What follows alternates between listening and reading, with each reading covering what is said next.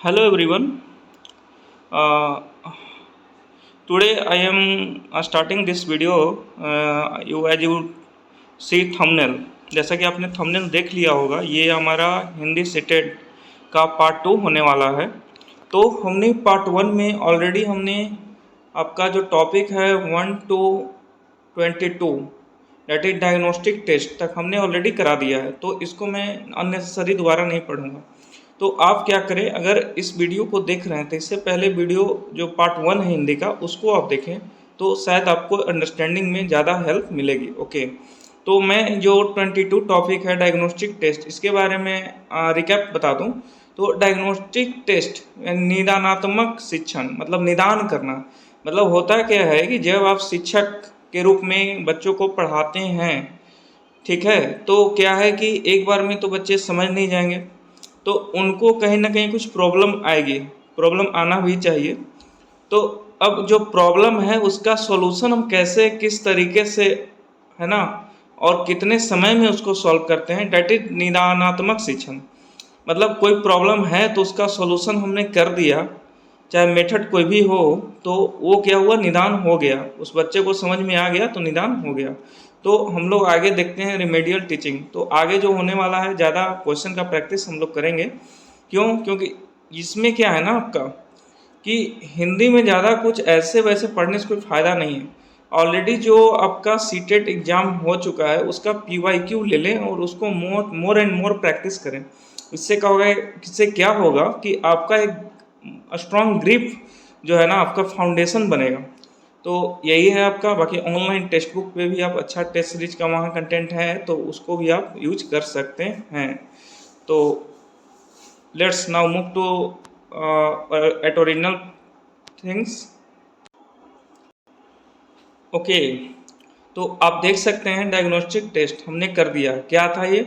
जब शिक्षक छात्रों को किसी विषय में कार्य करने को देता है, उससे छात्र असफल या कठिनाई अनुभव करता है, तो छात्र की असफलता व कठिनाई के पीछे का कारण जानना ही निदान कहलाता है। ठीक है, is it clear? Okay, next topic है आपका उपचारात्मक शिक्षण, डेट इज रिमेडियल टीचिंग। उपचारात्मक शिक्षण डेट इज रिमेडियल टीचिंग कहता है जब शिक्षक बच्चों की कमियों को दूर करके दोबारा से शिक्षण करवाता है तो वह होता है आपका उपचारात्मक शिक्षण कहलाता है। कि जब शिक्षक बच्चों की कमियों को दूर करके दोबारा से शिक्षण करवाता है तो वह उपचारात्मक शिक्षण कहलाता है। नोट में क्या हो गया, निदान के बाद उपचारात्मक शिक्षण किया जाता है। निदान मान लेते हैं हो गया, प्रॉब्लम फाइंड आउट हो गया क्या प्रॉब्लम है, तो उसको अब सॉल्व करना ही रिमेडियल टीचिंग है। निदान के बाद आपका उपचारात्मक शिक्षण किया जाता है। नेक्स्ट है आपका उपलब्धि परीक्षण। तो इसमें क्या कहता है कि इस परीक्षा का प्रमुख उद्देश्य यह अनुमान लगाना होता है कि शिक्षण कार्यक्रम से शिक्षार्थी ने क्या सीखा। उपलब्धि परीक्षण में क्या है कि इस परीक्षा का प्रमुख उद्देश्य यह अनुमान लगाना होता है कि शिक्षण कार्यक्रम से शिक्षार्थी ने क्या सीखा, भाषा कौशलों को कहाँ तक सीख पाया और उनके आधार पर भाषा का प्रयोग किस हद तक उपयुक्त ढंग से कर पाया है आदि। नेक्स्ट है आपका दक्षता परीक्षा। इसमें यह जाना जा सकता है कि शिक्षार्थी शिक्षण विषय को कहाँ तक समझ पाया है और भाषा कौशलों में उनकी दक्षता या प्रवीणता का स्तर कितना है। नेक्स्ट है आपका एप्टीट्यूड टेस्ट। एप्टीट्यूड टेस्ट में क्या है आपका कि अभिरुचि परीक्षा।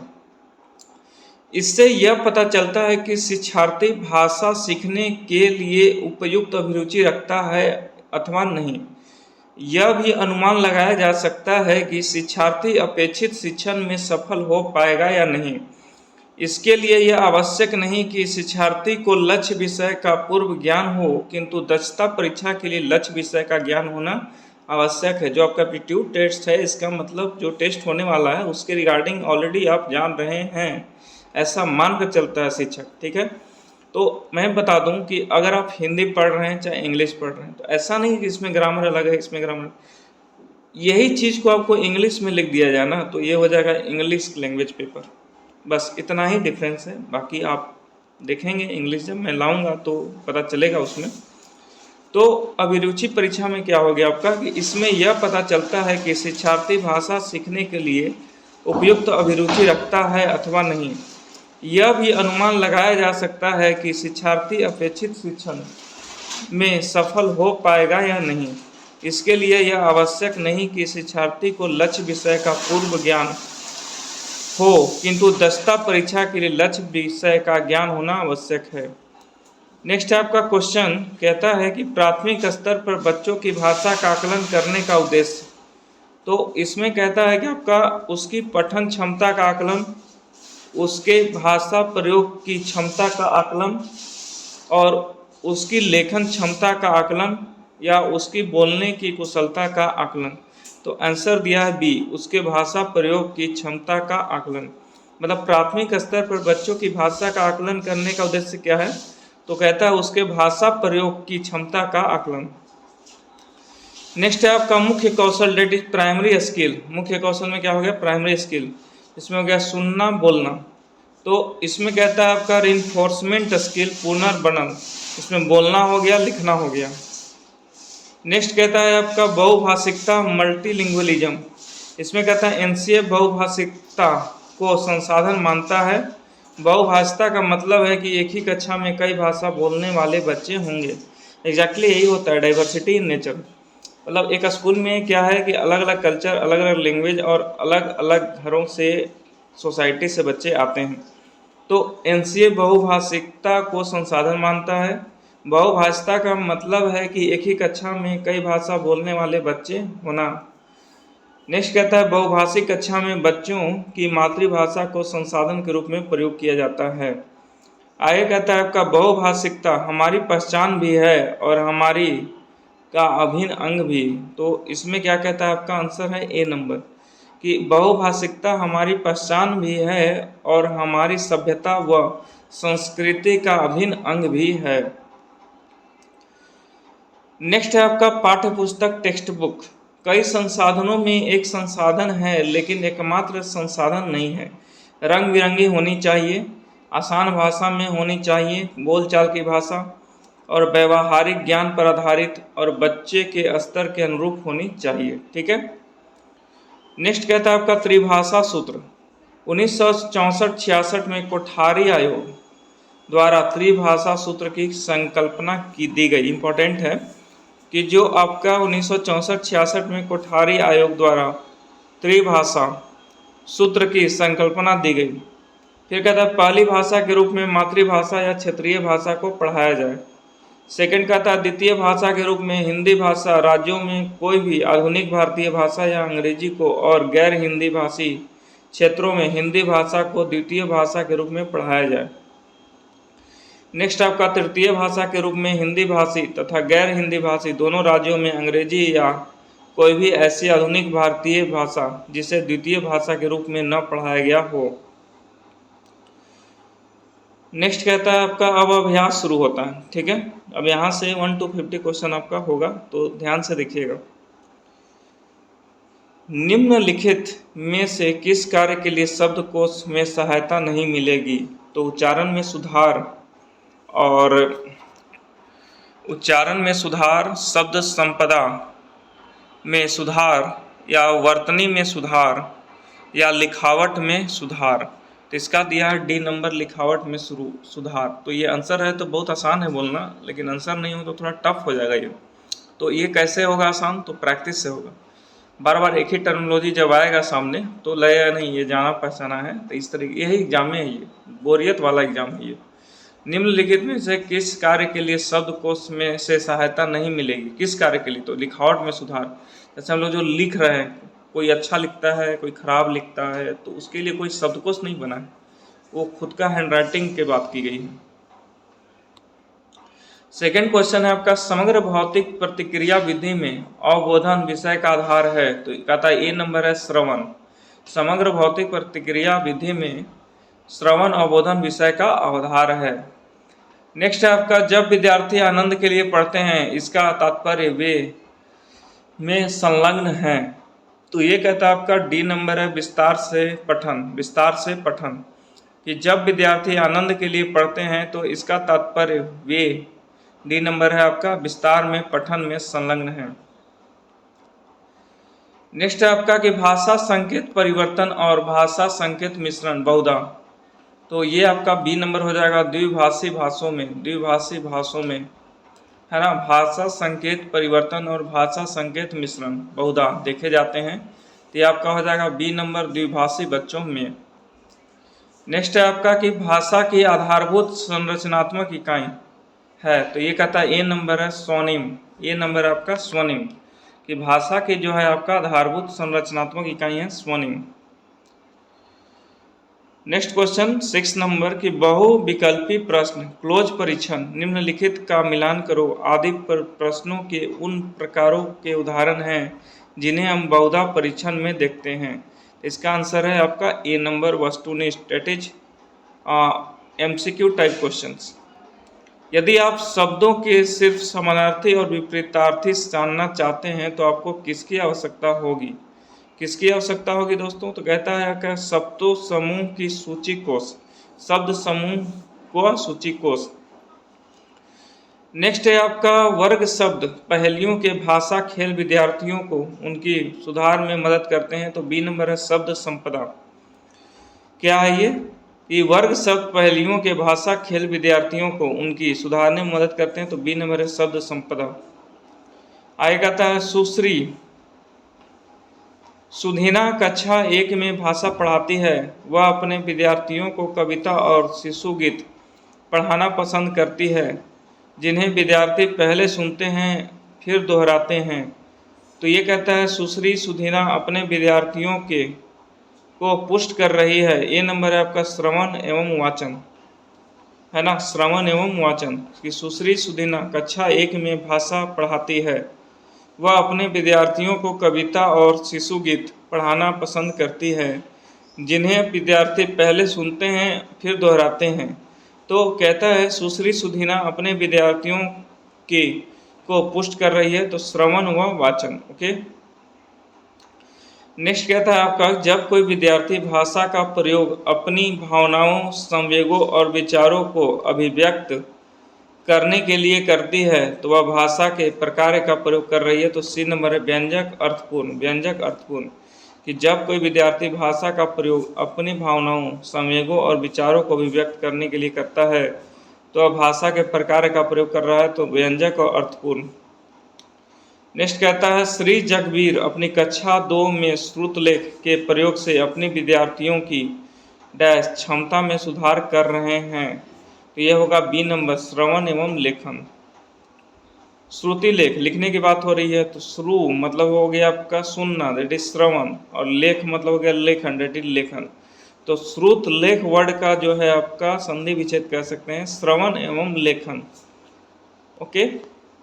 पठन को प्रभावित करने वाली अधिगम विकलांगता है। तो इसका आंसर है आपका बी नंबर पठन वैकल्य, पठन वैकल्य। नेक्स्ट कहता है आपका सुश्री परवीन की कक्षा में बहुधा विद्यार्थियों से अपेक्षा की जाती है कि वे उनके पीछे पीछे दोहराएं। सुश्री परवीन अनुसरण कर रही है। तो इसका ए नंबर हो जाएगा दोस्तों अपनी कक्षा में पुनरावृत्ति ड्रिल का। सुश्री परवीन की कक्षा में बहुधा विद्यार्थियों से अपेक्षा की जाती है कि वे उनके पीछे पीछे दोहराएं। सुश्री परवीन अनुसरण कर रही है। तो कहता है ए नंबर है अपनी कक्षा में पुनरावृत्ति ड्रिल का। नेक्स्ट है आपका सस्वर पठन गतिविधियां। तो कहता है कि पढ़ना लिखना शुरू करने वाले पाठकों के लिए लाभदायक है ना। ए नंबर सस्वर पठन गतिविधियां। तो कहता है पढ़ना लिखना शुरू करने वाले पाठकों के लिए लाभदायक है। फिर कहता है कि निम्नलिखित में से किसी स्थिति में उपचारात्मक शिक्षण दिया जाना चाहिए। निम्नलिखित में से किसी स्थिति में उपचारात्मक शिक्षण दिया जाना चाहिए। तो ये बी नंबर कहता है आपका विद्यार्थी पढ़ाई गई अवधारणा को समझ नहीं पा रहे हैं, है ना। किस स्थिति में उपचारात्मक हमने पढ़ाया था आपको, निदान के बाद होता है उपचारात्मक, है ना। डायग्नोस्टिक के बाद था आपका उपचारात्मक, कि आपने प्रॉब्लम क्या है उसको फाइंड आउट कर लिया, अब उसको सॉल्यूशन करना ही उपचारात्मक है। तो अगर आप उपचारात्मक दिया जाना चाहिए, अगर एक्स्ट्रा क्लास की ज़रूरत है, एक्स्ट्रा एफर्ट की ज़रूरत है, तो इससे ही पता चलता है कि विद्यार्थी पढ़ाई गई अवधारणा को समझ नहीं पा रहे हैं।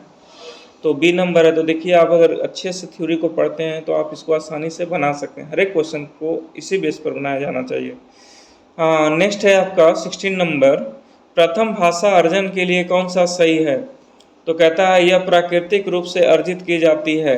प्रथम भाषा अर्जन के लिए कौन सा सही है? तो ए नंबर कहता है यह प्राकृतिक रूप से अर्जित की जाती है। नेक्स्ट है आपका निकट विकास का क्षेत्र शब्दावली किससे संबंधित है? तो ए नंबर कहता है सामाजिक सांस्कृतिक सिद्धांत। निकट विकास का क्षेत्र शब्दावली किससे संबंधित है? सामाजिक सांस्कृतिक सिद्धांत।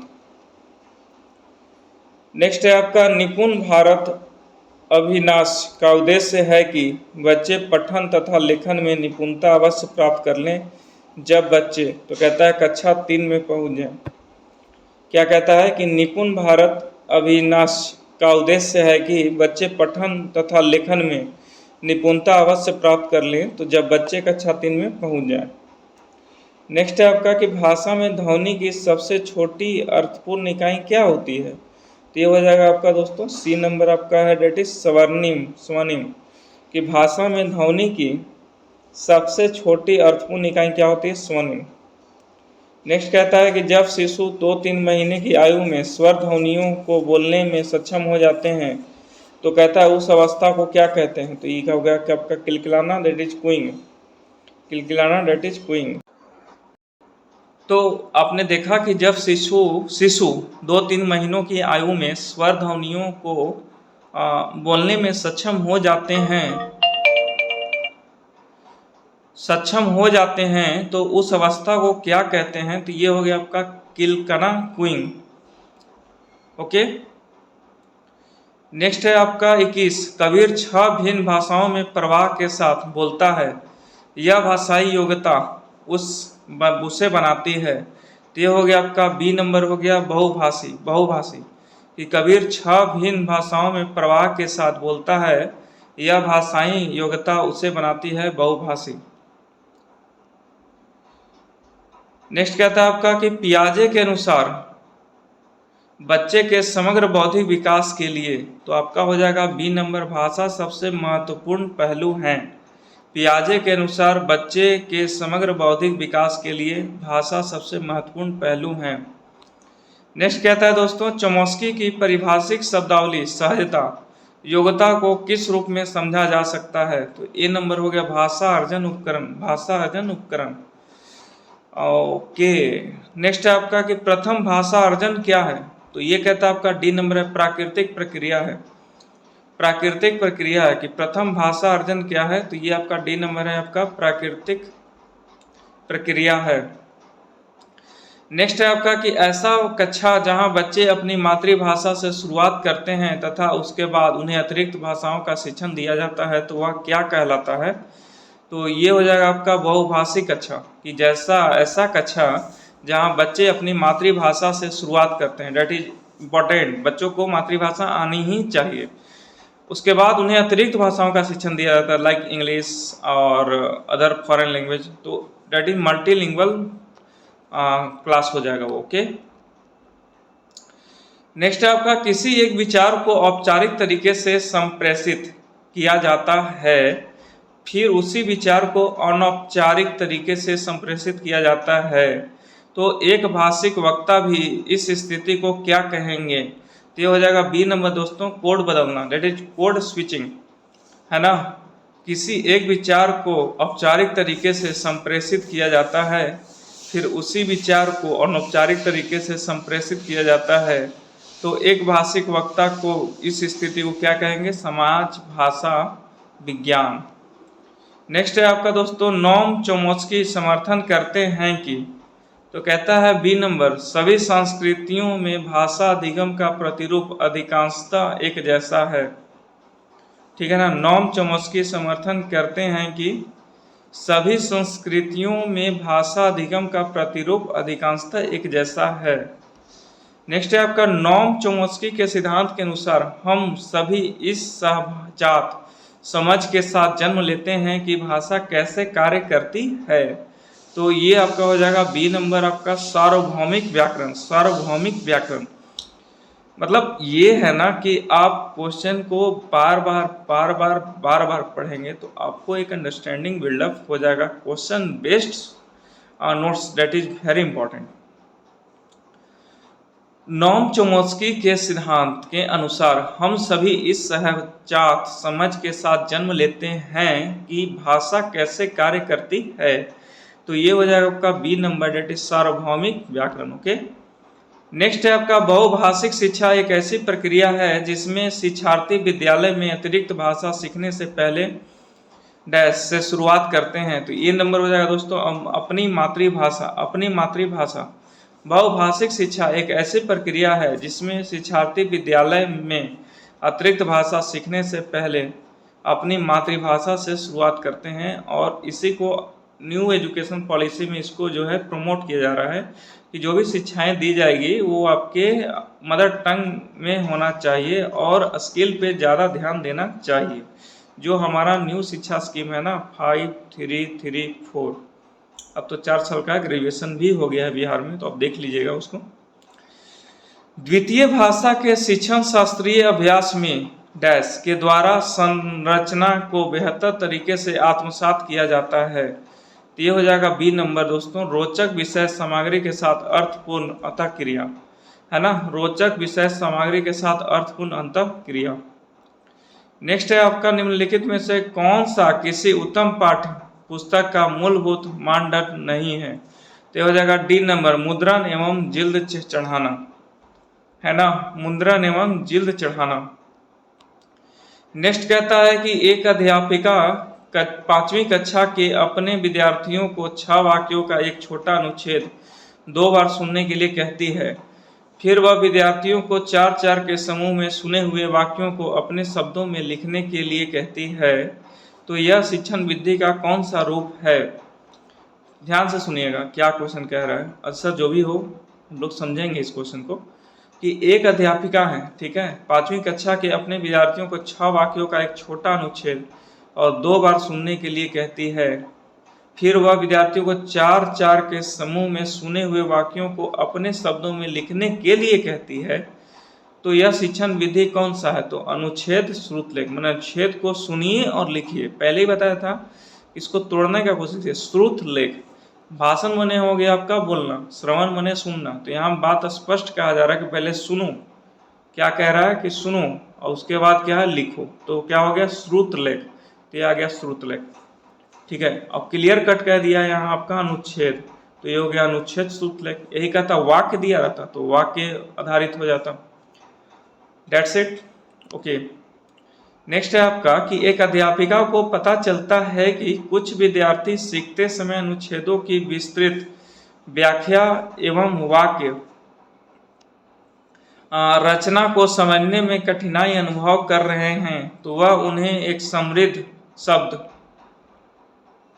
भंडार देती है और कुछ युक्तियों का सुझाव देकर उनका अभ्यास करवाती है। तो इस तरह कुछ समय पश्चात उनके विद्यार्थी भाषा सीखने संबंधी कठिनाइयों को दर कर पाते हैं।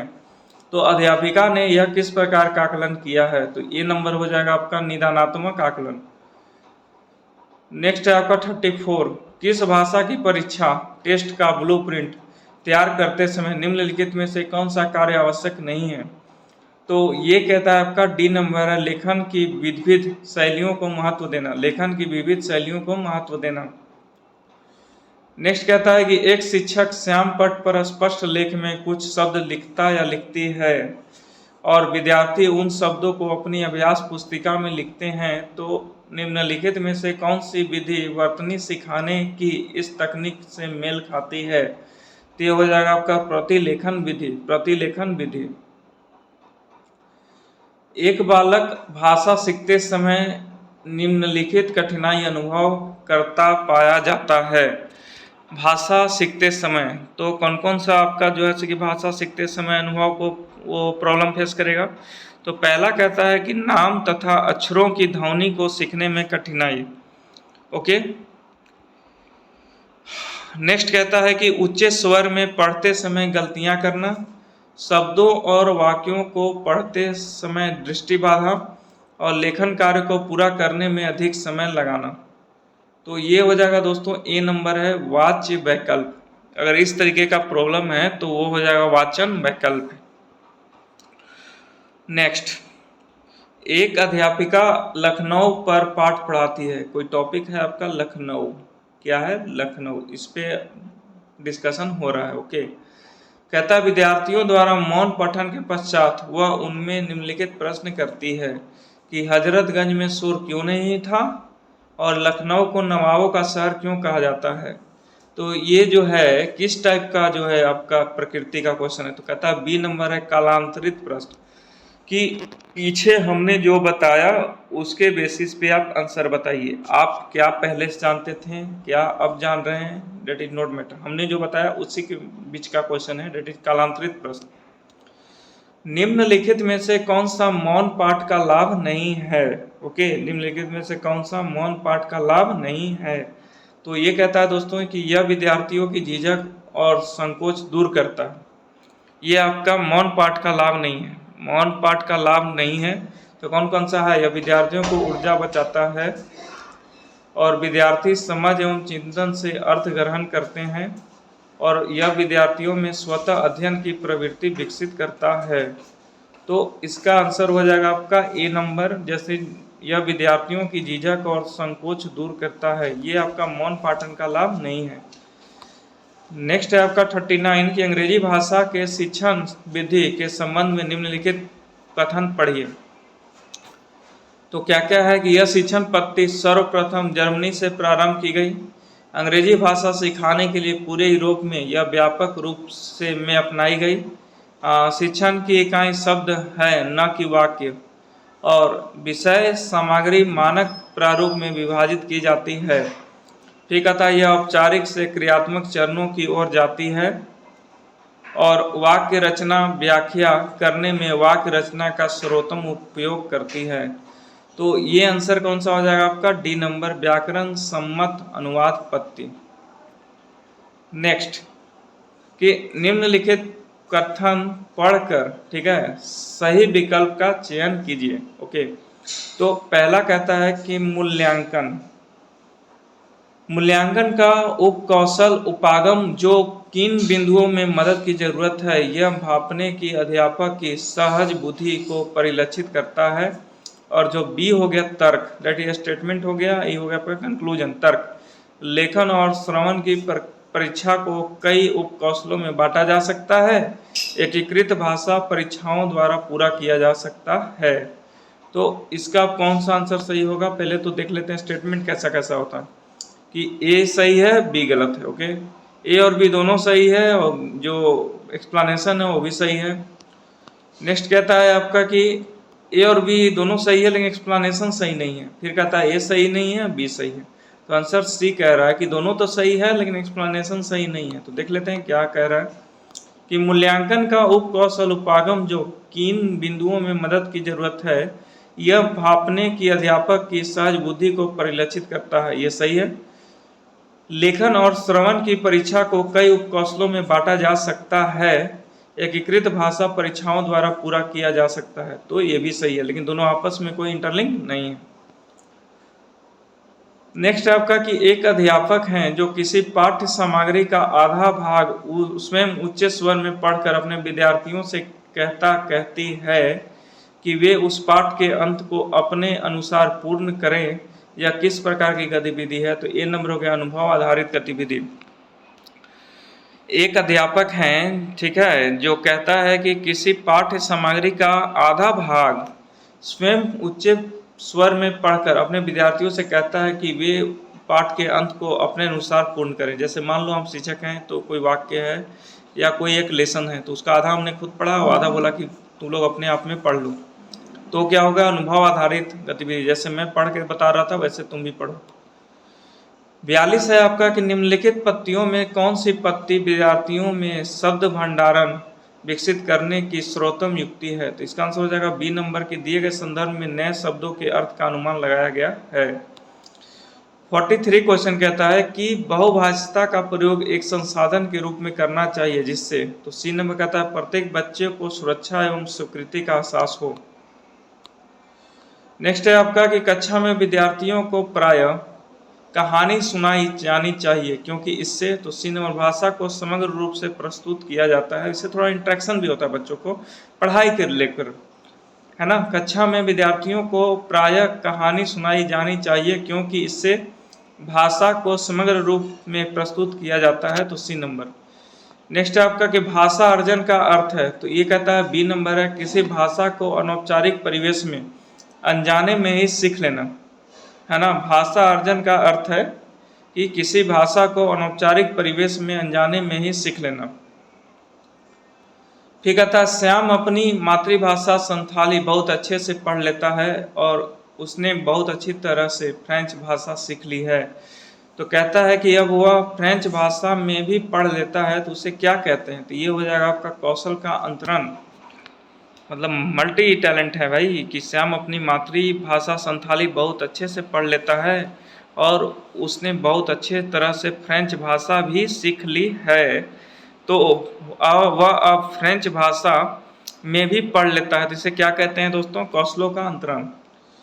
नेक्स्ट 47 क्वेश्चन है कि भाषा में सहजात से क्या तात्पर्य है, सहजात, तो कहता है सी नंबर, भाषा बोलने की मनुष्यों को स्वाभाविक क्षमता। नेक्स्ट है आपका कि कक्षा 6 की अध्यापिका अपनी कक्षा के विद्यार्थियों को 5-5 समूहों में बांटती है और 3 महीने तक साथ साथ काम करने के लिए कार्य देती है। इस कार्य में उन्हें भिन्न भिन्न विषयों पर बहुत से लोगों के विचार आंकड़ों का संग्रह करना है, बाद में एक रिपोर्ट लिखकर उसे कक्षा में प्रस्तुत करना है। इस गतिविधि को क्या कहते हैं, इसको कहते हैं दोस्तों बी नंबर है, सत्र कार्य। नेक्स्ट है आपका कि सामग्रियों द्वारा दिए गए निवेश अवसर किस प्रकार ग्राह्य हो सकते हैं, तो ये आपका हो जाएगा बी नंबर के शिक्षार्थी उद्देश्यों को ध्यान में रखते हुए समझ के साथ संदर्भ में भाषा का प्रयोग करते हैं।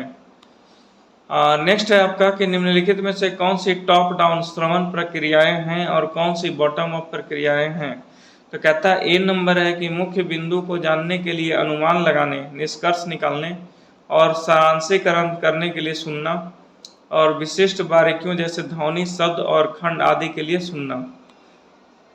तो अब वही है कि आपका ए बॉटम अप प्रक्रिया है, बी टॉप डाउन प्रक्रिया है, कि बॉटम अप प्रक्रिया बी है, टॉप डाउन है, तो क्या है आपका बी नंबर है कि बॉटम बी टॉप अप प्रक्रिया है और ए जो है टॉप डाउन है। तो इसको एक बार और पढ़ते हैं, थोड़ा सा समझ में आएगा। कहता है निम्नलिखित में से कौन सी टॉप डाउन श्रवण प्रक्रियाएं हैं और कौन सी बॉटम अप प्रक्रिया, कौन सा आपका जो है टॉप डाउन है, कौन बॉटम है। तो ए नंबर कहता है मुख्य बिंदु को जानने के लिए अनुमान लगाना, निष्कर्ष निकालना, सारांशीकरण करने के लिए सुनना और विशिष्ट बारीकियों जैसे ध्वनि, शब्द, खंड आदि के लिए सुनना। तो ध्वनि खंड क्या हो गया आपका, ध्वनि खंड क्या हो गया, bottom top up, sorry B हो गया बॉटम अप, मतलब ये जो हो गया बॉटम अप मतलब नीचे से ऊपर जा रहा है, और ये जो है ऊपर से नीचे आ रहा है ना। पहले अनुमान लगाया, फिर निष्कर्ष निकाला, फिर उसके बाद दोस्तों उसका समरी निकाला, डेट इज ऊपर से नीचे आया, टॉप टू डाउन, बट विशेष बारीकियों जैसे ध्वनि, शब्द और खंड आदि के लिए सुनना। तो ये हो गया आपका बॉटम टू अप, नीचे से ऊपर जाना, ठीक है। नेक्स्ट आपका 51 कि अश्विन किसी पाठ्य सामग्री में से और दूसरे द्वारा बोली गई किसी भी बात में से कुछ शब्दों की पहचान कर लेता है परंतु इन शब्दों का प्रयोग स्वयं नहीं कर पाता है, तो इन शब्दों को किस श्रेणी में रखेंगे। तो ये कहता है आपका सी नंबर है, निष्क्रिय शब्द संपदा। अश्विनी किसी पाठ्य सामग्री में से और दूसरे द्वारा बोली गई किसी भी बात में से कुछ शब्दों को पहचान कर लेता है परंतु इन शब्दों का प्रयोग स्वयं नहीं कर पाता है, तो इन शब्दों को किस श्रेणी में रखेंगे। तो सी नंबर हो गया, निष्क्रिय शब्द संपदा। आगे कहता है दोस्तों, जीवा नई व्याकरणिक अवधारणाएं जैसे कि जी रहा था, जा रहे थे और सीखते समय पहले से सीखी हुई अवधारणाओं जैसे कि जा रहा हूँ, जा रहे हैं, ये संबंध जोड़ पाता है, तो इस युक्ति को क्या कहेंगे। तो इसका हो जाएगा ए नंबर, संज्ञानात्मक युक्ति। नेक्स्ट कहता है नीचे दी गई गतिविधि पर ध्यान दें। तो शिक्षार्थियों को समाचार पत्र से मौसम की रिपोर्ट पढ़ने के लिए कहा गया और शहरों के मौसम को एक सप्ताह या उस दिन विशेष के मौसम का विश्लेषण करने के लिए कहा। गया। तो कहता है शिक्षार्थी समूह कक्षा में प्रस्तुत करने के लिए समूह में कार्य करते हैं और विश्लेषण करते हैं। तो कहता है इस कार्य में भाषा अधिगम की कौन सी युक्ति शामिल है? तो कहता है ए नंबर है दोस्तों, अध्ययन, संलग्नता, बीमर, इस्तेमाल, भाषा। नेक्स्ट कहता है कि भारती नामक अध्यापिका कक्षा 8 के शिक्षार्थियों की गलतियों को नोट करती जाती है और सप्ताह में एक बार शिक्षार्थियों से इन पर चर्चा करती है और गलतियों पर उनका ध्यान आकर्षित करती है और यह भी बताती है कि ये गलतियां कैसे हुई होगी। तो वह शिक्षार्थियों को अपनी गलतियों पर चिंतन मनन करने के लिए भी कहती है। तो वह क्या कर रही है? तो ये आपका प्रतिपुष्टि देना। नेक्स्ट है आपका 55, निम्नलिखित कार्य लेखन के लिए किस प्रकार के अंतर्गत आएगा, है ना। जैसे कल्पना करें कि कहानी में आप एक पात्र हैं, बिल्कुल मैं एक पात्र हूँ, तो अपनी भावनाओं बताने के लिए मित्र को पत्र लिखें। तो ये हो जाएगा आपका एक्स्ट्रापोलेटिव लेखन। ओके।